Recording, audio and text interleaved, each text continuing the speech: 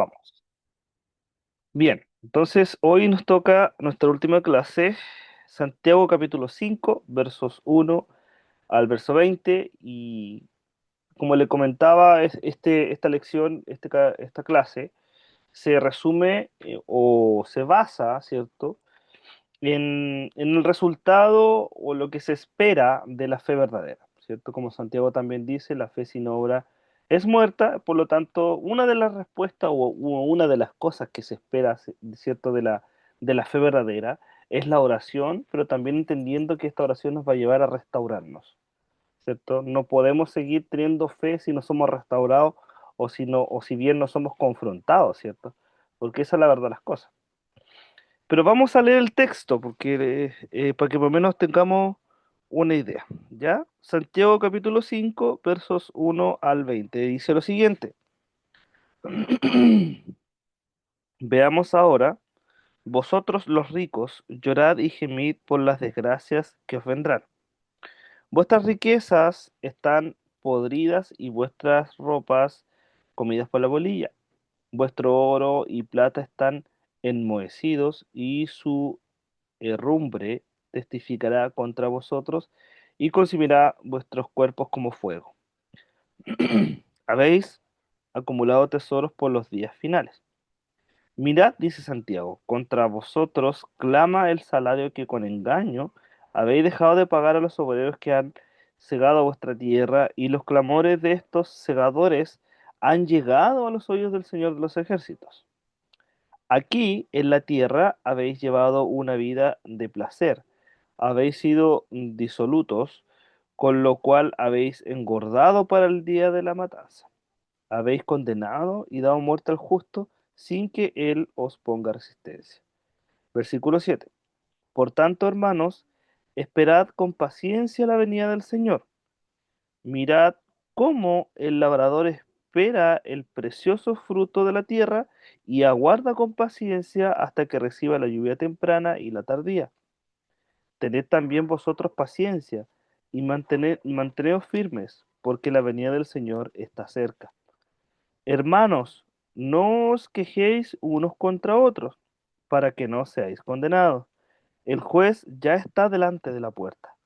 Hermanos míos, tomad como ejemplo de aflicción y de paciencia a los profetas que hablaron en nombre del Señor. Nosotros tenemos por dichosos a los que sufren. Habéis oído de la paciencia de Job y habéis visto el fin que le dio el Señor, porque el Señor es todo compasión y misericordia. Versículo 12. Esta es la conclusión. Dice Santiago, sobre todo, hermanos míos, no juréis ni por el cielo, ni por la tierra, ni por ninguna otra cosa, sino que vuestro sí sea sí y vuestro no sea no, para que no seáis condenados. ¿Está alguno entre vosotros afligido? Que ore. ¿Está alguno alegre? Que cante alabanzas. ¿Está alguno enfermo entre vosotros? Que llame a los ancianos de la iglesia para que oren por él y lo unjan con aceite en el nombre del Señor. Y la oración de fe sanará al enfermo, y el Señor lo levantará. Y si ha cometido pecado, le serán perdonados. Versículo 16. Confesaos vuestras ofensas unos con otros, y orad unos por otros, para que seáis sanados. La oración eficaz del justo puede mucho. Elías era hombre con debilidades semejantes a las nuestras, y oró fervientemente para que no lloviera, y no llovió sobre la tierra durante 3 años y 6 meses. Y otra vez oró, y el cielo dio lluvia, y la tierra produjo frutos. Versículos 19 y 20 dice, hermanos, si alguno de vosotros se ha apartado de la verdad, y alguno lo hace volver, sepa que el que haga volver de su mal camino al pecador, lo salvará de la muerte y cubrirá multitud de pecados. ¿Cierto? Ahí tenemos como una idea, ¿cierto? De lo que, más o menos ya leyendo, tenemos como una idea de lo que Santiago está concluyendo. Pero el objetivo de esta clase, hermano, o el objetivo de esta lección y de este capítulo en general, eh, nos va a llevar, ¿cierto?, a aprender que la fe verdadera no se aferra, ¿cierto?, a las riquezas, ¿cierto? Ni menos vive la vida en opresión, ¿cierto? Sino que más bien el cristiano o la fe verdadera, ¿cierto? Depositada en un creyente, es aquella fe que espera con paciencia la venida del Señor. Y eso, hermanos, nos lleva a mantenernos, primero que todo, ¿cierto?, en integridad a la palabra, pero también perseverar en la oración, pero además va a llevar a buscar restaurar los hermanos que se debían, ¿cierto? Porque eso es lo que concluye entre los versos 19 y 20, ¿cierto? Porque no es solo vivir tu fe, ¿cierto? Porque aquí no hay cristianismo solitario, sino que lo que la fe se vive a través de las obras, pero se vive en comunidad, ¿cierto? Es eso lo que está viviendo, nos estaba mostrando Santiago. Pero la carta de Santiago, hermanos, está llegando, ¿cierto?, a su fin, a su clímax, ¿cierto? Y lo hace con un llamado a la práctica de la fe, ¿cierto? Porque en medio de las pruebas y en medio de la injusticia, el discípulo, hermano, el discípulo no debe caer en la desesperación. Cuesta, ¿cierto? Es difícil, pero no debe caer en la desesperación ni en la autosuficiencia, en creer, ¿cierto?, que muchas veces nosotros lo podemos todo y que independientemente de que Dios esté con nosotros, yo también lo puedo hacer, ¿cierto? No, no debemos caer en eso. Más bien, el creyente debe saber vivir con paciencia, ¿cierto? Debe saber, en estos momentos difíciles y duros, debe saber vivir en integridad, ¿cierto? Debe saber vivir a través de, incluso en la alegría o en la escasez, ¿cierto? O en la lucha, ¿cierto?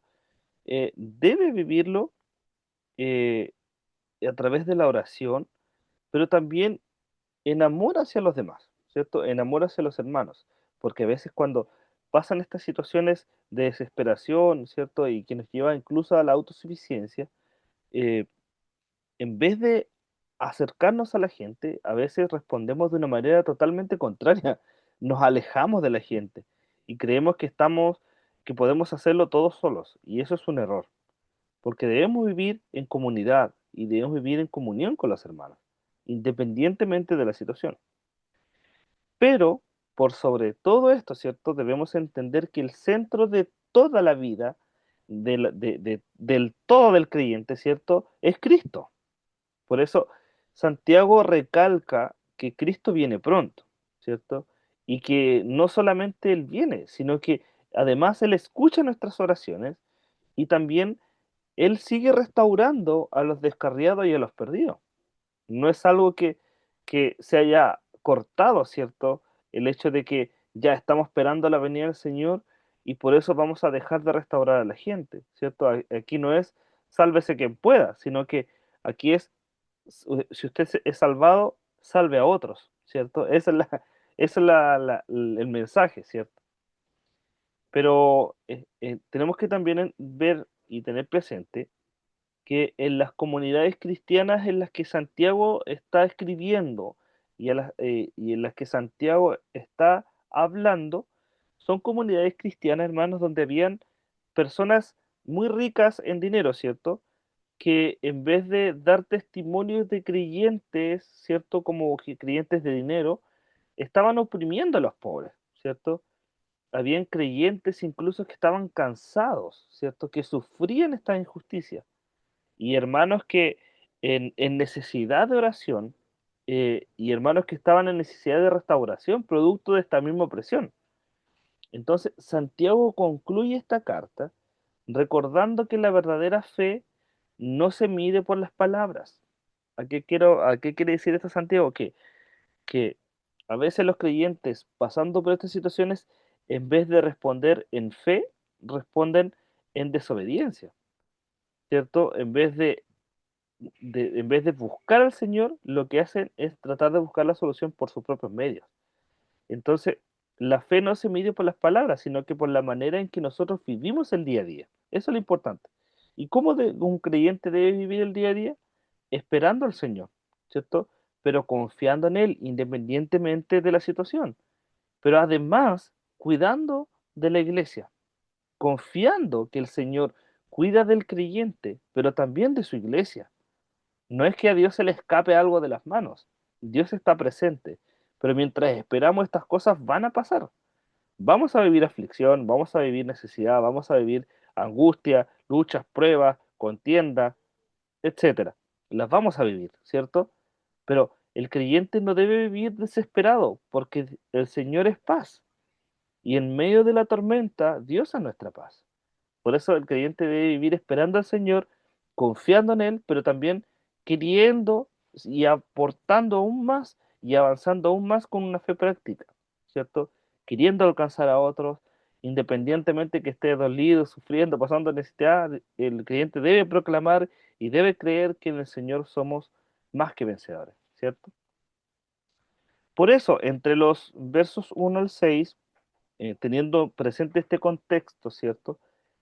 Santiago condena a los ricos opresores, ¿cierto? Porque dice, vamos ahora, dice, ¿cierto? Ricos, llorad y aullad por la miseria que os vendrán, ¿cierto? Santiago denuncia a los que confían en sus riquezas, pero no solamente que confían en sus riquezas, sino que además eh, oprimen a los demás, ¿cierto? Por eso él dice, tu riqueza está podrida y tus ropas están comidas por la polilla, ¿cierto? Parafraseando un poco. Porque lo que Santiago quiere decir es que todo lo acumulado sin temor de Dios será testigo contra ellos. ¿Qué quiere decir esto? Que a veces nos esmeramos en querer tener muchas cosas, ¿cierto? Y perdemos de vista lo que es realmente el Evangelio, ¿cierto? Porque a veces, yo no estoy diciendo que esté mal tener eh, deseo por querer surgir, ¿cierto? No está mal tener esto, eh, las ganas de querer tener más. No estoy diciendo que esté mal, pero lo que estoy diciendo es cuál es la intención de querer tener más, ¿cierto? ¿Estás acumulando solo por acumular o estás acumulando con el sentido o con la intención de querer brillar ante los demás? ¿O lo que estás queriendo o lo que anhelas tener es para ayudar a los demás? Esa es la pregunta que debemos hacerlo. Por eso el jornal de los obreros, dice Santiago, clama. ¿Por qué? Porque la injusticia no será o no pasará desapercibida ante el Señor. Por eso tenemos que tener ojo, porque todo lo que nosotros seamos injustos con los demás, Dios lo va a tener presente. Y más estas personas que tenían dinero, ¿cierto? Que atormentaban a los pobres, ¿cierto? Santiago les dice, mira, todo lo que tú estás sembrando, en algún momento vas a cosechar. Por eso Jesús advertía también de esta práctica. En Mateo 6, en el verso 24, Jesús dijo, no podéis servir a Dios y a las riquezas. Tienes que decidirte qué es lo que te mueve, ¿cierto? ¿Qué es lo que está en tu corazón? Si está Dios en tu corazón o el anhelo a las riquezas es mayor a lo que Dios significa para ti. Es como cuando yo a ustedes les digo, o siempre les doy este ejemplo, de que la gente muchas veces llega buscando no a Dios, sino que llega buscando lo que Dios le puede dar, lo que Dios le puede sanar, lo que Dios le puede proveer, lo que Dios le puede dar, ¿cierto? Y eso me refiero a la riqueza, a lo material.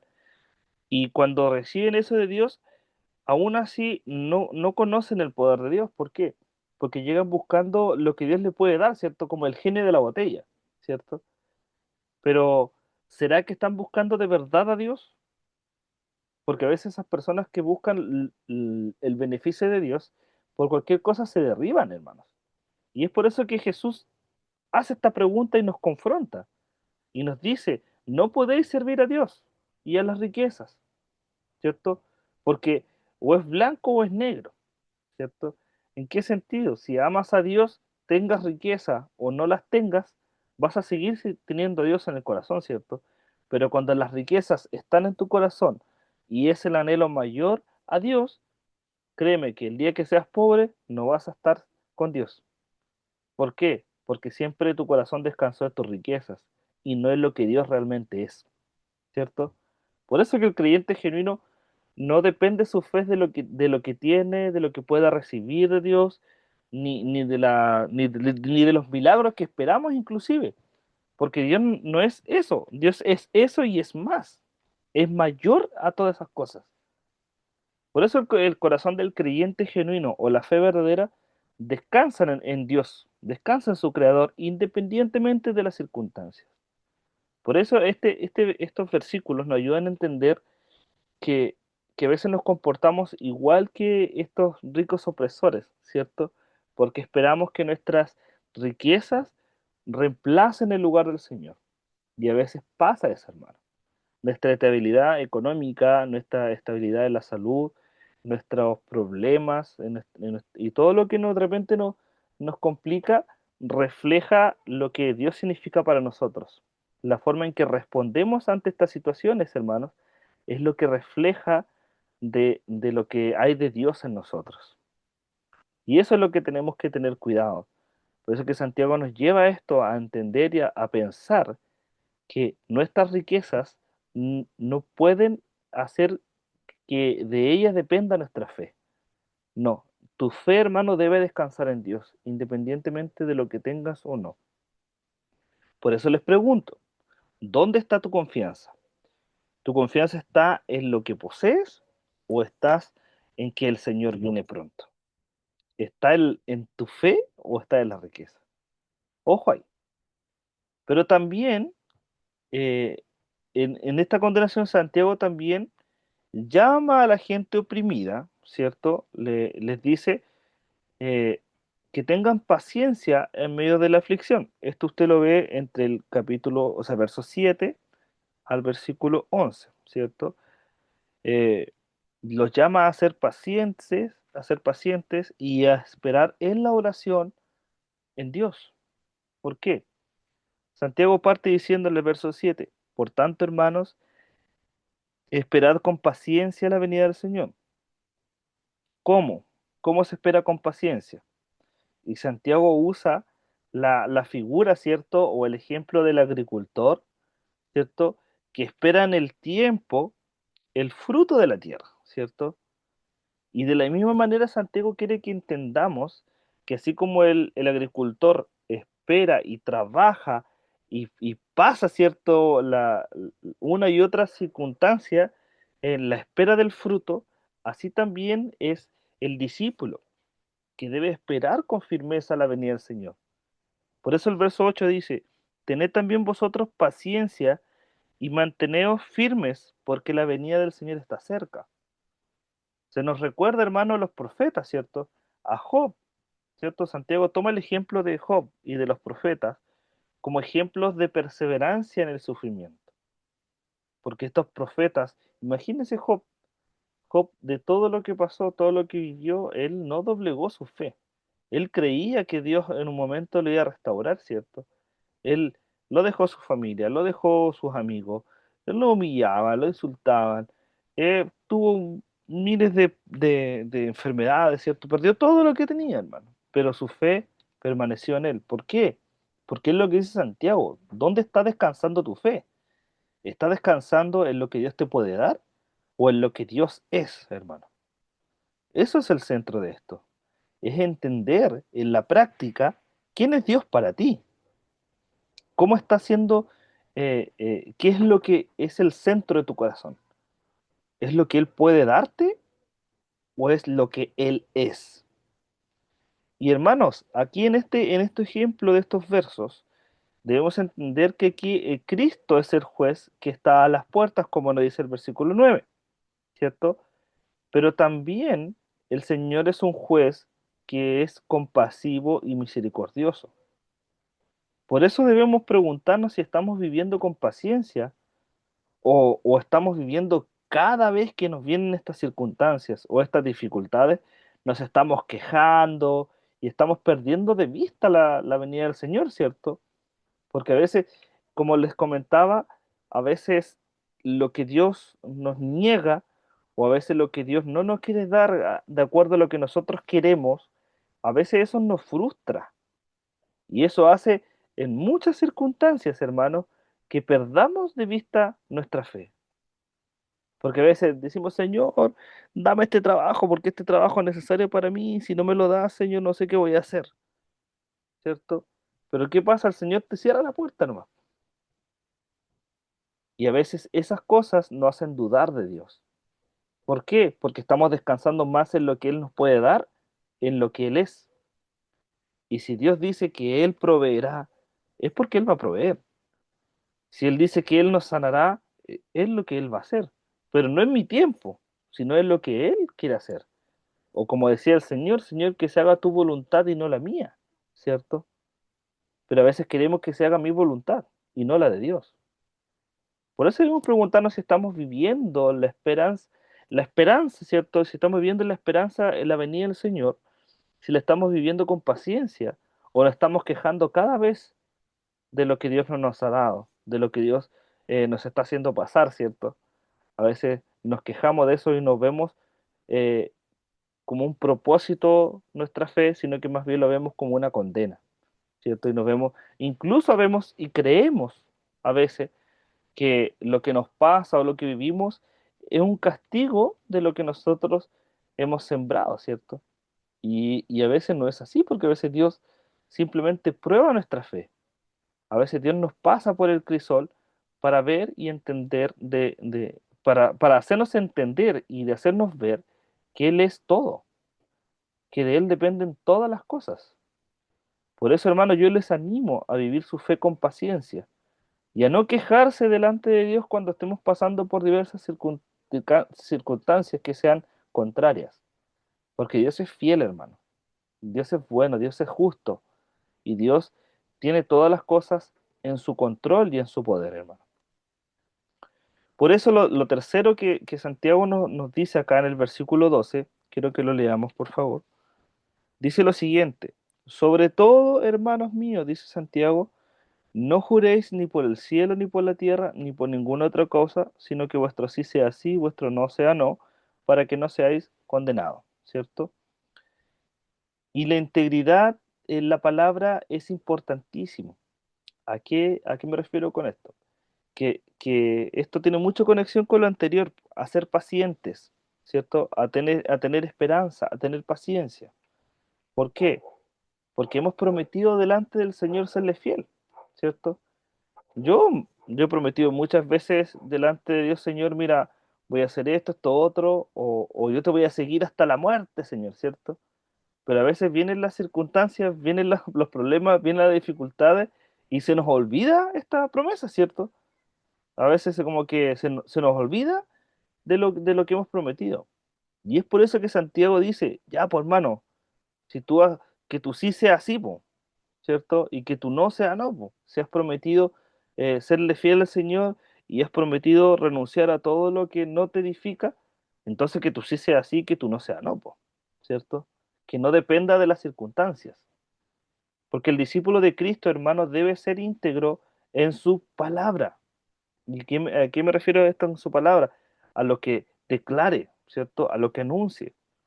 Porque la verdad, hermano, no necesita adornos, ni menos juramentos vacíos. Lo que la verdad de tu corazón revele, hermano, es lo que tú vas a vivir en la práctica. Eso es lo que está diciendo Santiago, sean íntegros, íntegros en lo que declaren, sean consecuentes en pocas palabras, ¿cierto?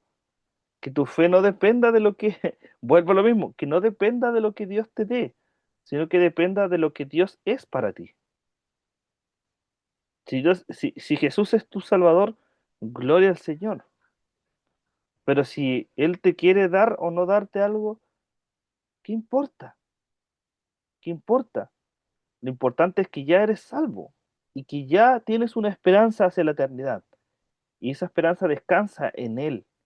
Y lo que vaya a venir, lo que vaya a ocurrir y lo que vaya a acontecer es parte del plan y del propósito de Dios para tu vida, ¿cierto? Y es lo mismo que enseñó Jesús en el Sermón del Monte, ¿cierto? Porque Él dijo, bienaventurados los que lloran, porque ellos recibiréis consolación. Bienaventurados los que reciben persecución, ¿cierto? Y enumera muchas bienaventuranzas, ¿cierto? Y ese sermón es larguísimo. Pero lo importante aquí es que somos bienaventurados, que ya estamos dentro de esa bienaventuranza, hermanos. No es que vayamos a recibir eso, no, ya estamos. Si hoy estamos aquí es porque Él ha querido y Él no nos dejará solos. ¿Y vas a fallar? Sí. ¿Vas a pasar necesidad? Sí. ¿Te vas a equivocar? Por supuesto. Pero Dios permanece fiel. Él sigue fiel para ti. Pero, como dice Santiago, no juréis en vano, más bien que tu palabra sea confiable, ¿cierto? Y que no te excuses simplemente con adornos, ¿cierto? Para cumplir tu falta a la verdad, ¿cierto? Que tú sí sea sí, hermano, y que tú no sea no. Ojo ahí, eso es lo que quiere decir Santiago. Si ya tenemos claro, ¿cierto? Lo que vamos a vivir, lo que vamos a acontecer, lo que vamos a pasar, lo tenemos claro, ¿cierto? Todos vamos a tener que pasar por alguna situación extrema, pero ahí es donde Dios prueba nuestra fe. Es ahí donde florece y da fruto una fe verdadera, una fe que no se basa solo en las palabras, sino que aún en nuestras palabras se justifica lo que hemos prometido delante del Señor. Y lo cuarto que nos dice Santiago aquí es que el poder de la oración tiene mucho poder. ¿Por qué? Mire lo que dice el verso 13. ¿Está alguno entre vosotros afligidos? Bien, dice Santiago, que ore. ¿Está alguno alegre? Que cante alabanza, ¿cierto? ¿Está enfermo alguno entre vosotros? Que llame a los ancianos de la iglesia para que oren por él y se le unja con aceite en el nombre del Señor. La vida del creyente, lo que dice Santiago, ¿cierto? Es que la vida del creyente debe estar marcada por la oración en todo momento, porque el Señor, ¿cierto? En medio de la aflicción es su alegría, en medio de la enfermedad es su sanidad. Eso es lo que está diciendo Santiago.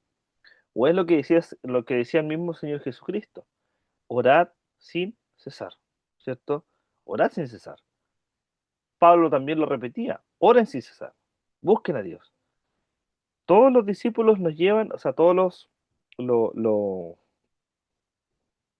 los escritores bíblicos, perdón, eh, nos llevan a la oración constantemente, porque entienden que la oración no es solamente el puente para conseguir lo que yo quiero, sino que más bien es el puente para poder descansar en la voluntad del Señor, entendiendo y sabiendo que será la voluntad del Señor y no la nuestra, y que si Dios quiere, las cosas van a ocurrir, que si Dios quiere, esto sucederá o esto no pasará, porque es la voluntad de Él y no la mía. Y lo que Él tiene para mí es lo mejor para mí.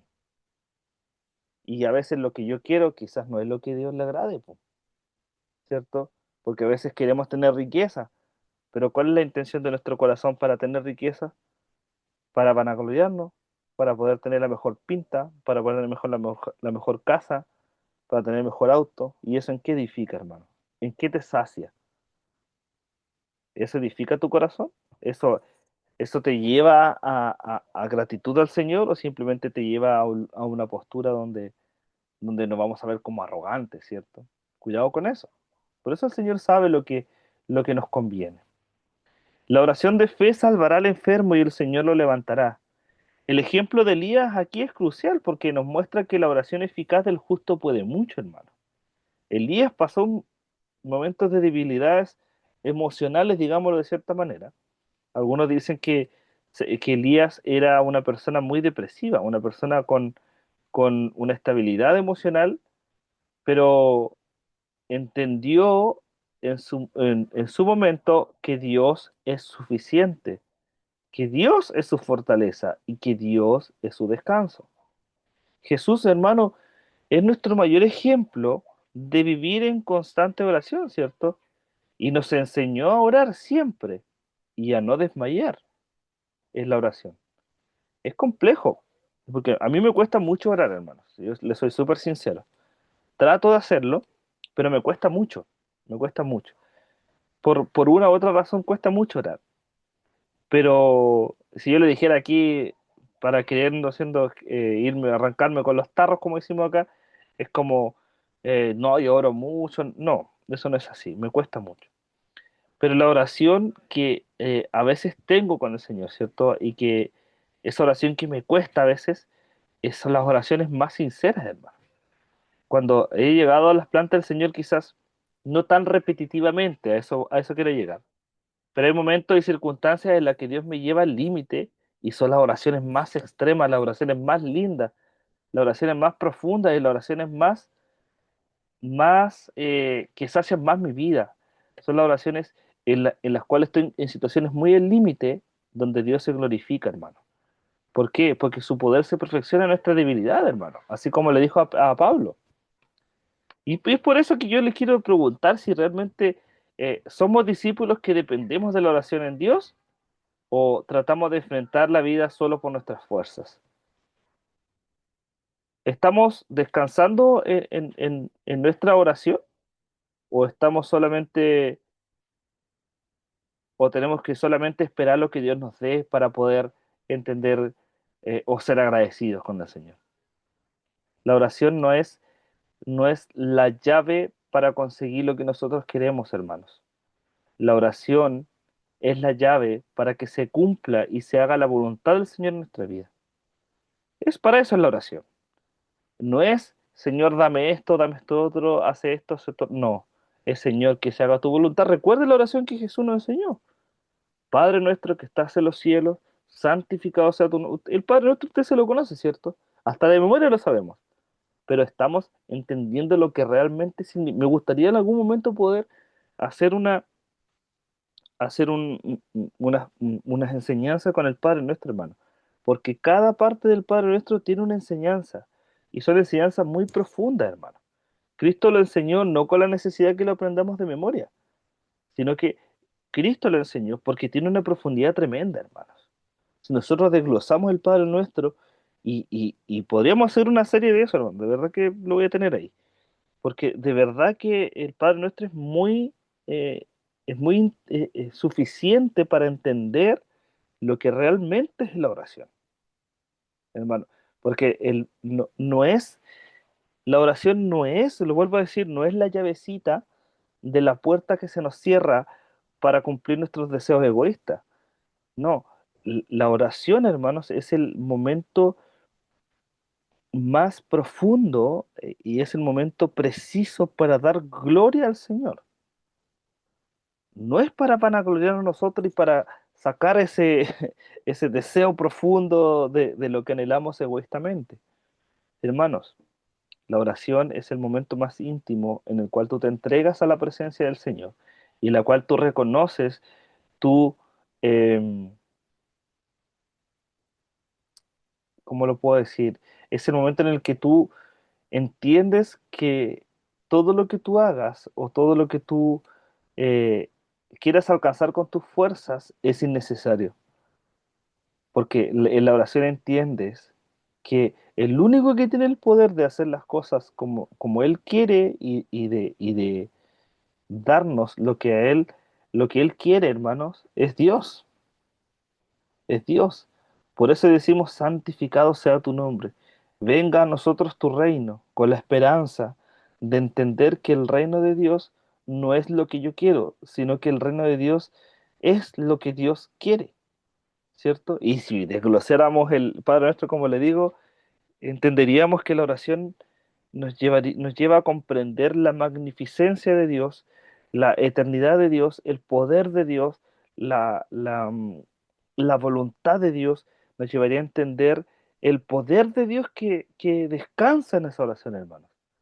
Y la oración, hermanos, no debe estar nunca centrada en nosotros.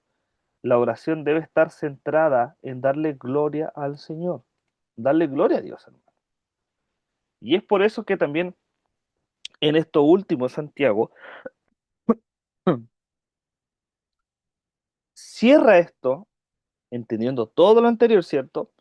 En que nuestra misión como creyentes también es restaurar al hermano que se extravía. Hermanos, no podemos vivir nuestra vida egoístamente. Y esto también nos lleva a la oración, porque yo en muchas ocasiones le he dicho esto. ¿Cuántas veces, hermanos, tú has llegado a la oración orando por un hermano que está extraviado? A veces nuestras oraciones incluso rodean y radican en lo que Dios puede darme a mí, en lo que Dios, en lo que me hace falta a mí, ¿cierto? Pero aquí Santiago nos mueve el piso y mueve nuestra mente porque nos recuerda que nosotros debemos restaurar al hermano también a través de la oración. Nosotros también debemos en nuestra oración rogar por los demás, hermano. Pero a veces nuestras oraciones se centran en nosotros nomás, po. Por eso es importante entender que la oración, Dios es el centro. Amarás al Señor tu Dios, ¿cierto? Pero ¿qué es lo que sigue? Amarás al prójimo como a ti mismo. ¿Estamos orando en ese orden o estamos siendo egocéntricos? ¿Cierto? Por eso Santiago dice en el verso 19 y 20, hermanos míos, si alguno de entre vosotros se ha apartado de la verdad y alguno le hace volver, sepa que el que haga volver de su mal camino el pecador lo salvará de la muerte y cubrirá multitud de pecados. Porque la fe verdadera, hermano, es eso. La fe verdadera no es indiferente. La, la fe verdadera, hermano, no te hace sentir seguro. O sea, perdón, no te hace sentir que los demás están seguros. La fe verdadera te hace vivir en constante preocupación hacia los demás y especialmente hacia los caídos. ¿O usted está tranquilo, hermano, cuando ve a algún hermano perdido? Cuando ve a algún hermano que se ha extraviado. Yo, hermano, hay hermanos que yo de repente me acuerdo que han transitado por mi iglesia, por los cuales de repente me acuerdo y digo, este hermano, ¿qué le habrá pasado? Yo de verdad que estoy en la mente con un hermano que yo conocí en la cárcel, hermano. Un hermano que estuvo preso como 20 años y conoció al Señor dentro de la cárcel. Y esta persona llegó adorando al Señor, dándole gloria al Señor, y pucha, salió y se olvidó del Señor, por mano. Y yo veía al hermano que él amaba al Señor en su corazón, porque yo lo entendía así. Pero lamentable por las malas influencias, ¿cierto? A veces se empiezan a juntar con personas que no corresponden. El Señor lo bendijo con trabajo, le dio casa, le dio aquí, allá, hermano. Y en serio, y yo oro por ese hermano y quiero encontrármelo para, por último, darle un abrazo, ni siquiera juzgarlo por su error, hermano. Pero sí quiero restaurarlo. Y sufro por eso, hermano, porque de verdad que yo eran hermanos que lo daban todo por el Señor. Y no sé qué fue lo que pasó, que lo que escucharon, que lo que vieron, que lo extravió. Y eso es lo que Santiago nos está llamando, hermano, en esta hora. A entender que la fe verdadera no es indiferente al hermano caído. Hermano, el que piensa estar firme debe mirar que no caiga. ¿Por qué? Porque nadie está libre, hermano, el día de mañana de equivocarse. Pero lo importante, hermanos, es saber que Dios tiene el poder para restaurar a los hermanos caídos. Y debemos buscar la restauración de ellos. Porque Cristo, hermano, Cristo mismo vino a buscar y a salvar a quién? A lo que se había perdido. Y nosotros como discípulos de Cristo debemos también buscar y salvar a lo que se ha perdido. Vamos, corramos y estemos dispuestos a ir tras ese hermano que se aparta, hermano. ¿O acaso estamos prefiriendo mirar hacia otro lado nomás? Es como le decía delante, aquí no es sálvate, sálvese quien pueda. No, aquí es salvémonos todos. Porque todos somos pecadores, hermano. Y porque todos estamos necesitados del Señor. Independientemente llevemos 20, 5, 10, un día dentro del Evangelio. Todos necesitamos del Señor, todos los días.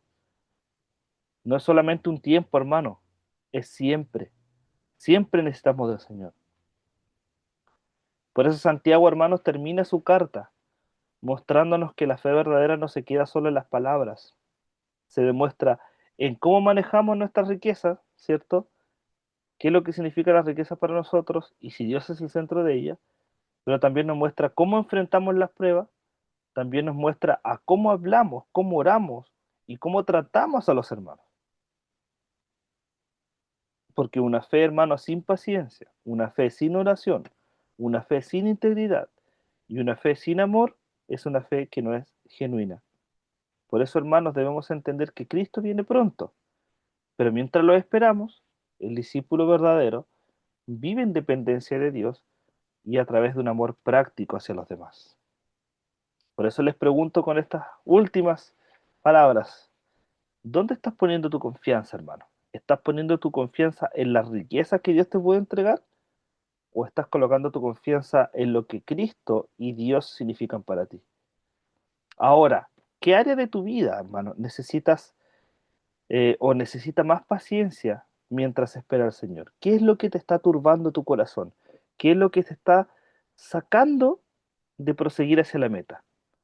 ¿Qué es lo que te está desviando del camino? ¿Qué es lo que, como dice el Señor, qué es lo que te afana?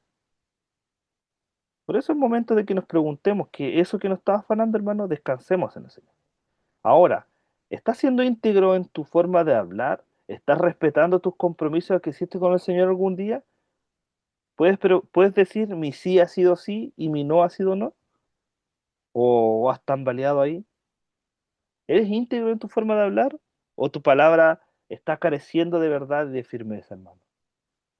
¿Tu vida, hermano, está marcada por la oración en todo tiempo? ¿O estás descansando en tu propia fuerza y en tu propia voluntad? Lo último, te pregunto, ¿cómo puede ser un instrumento de Dios para restaurar a un hermano que se ha apartado? ¿Estás siendo un instrumento de Dios? ¿O estás siendo piedra de tropiezo todavía? ¿O todavía te da lo mismo lo que pasa con la gente a tu alrededor? Eso fue práctica, hermano. Esto es vivir el Evangelio. El Evangelio es amar al Señor por sobre todas las cosas, pero amar a tu prójimo como a ti mismo. Ese es el orden. Y tú no estás en medio de eso. Tú estás al último, al último, al último. Está el Señor, está tu prójimo, está tu esposa, tu familia, está la iglesia, están los hermanos. Y mucha lista más antes que tú, hermano. Y a veces, cuando dejamos de ser el centro, nos damos cuenta de esto, hermano. Que en la oración no somos el centro. En la oración es Dios el centro. Y es aquel prójimo que ha caído. Por eso, hermanos, que el Señor te bendiga y nos vemos, ¿cierto?, en la próxima clase.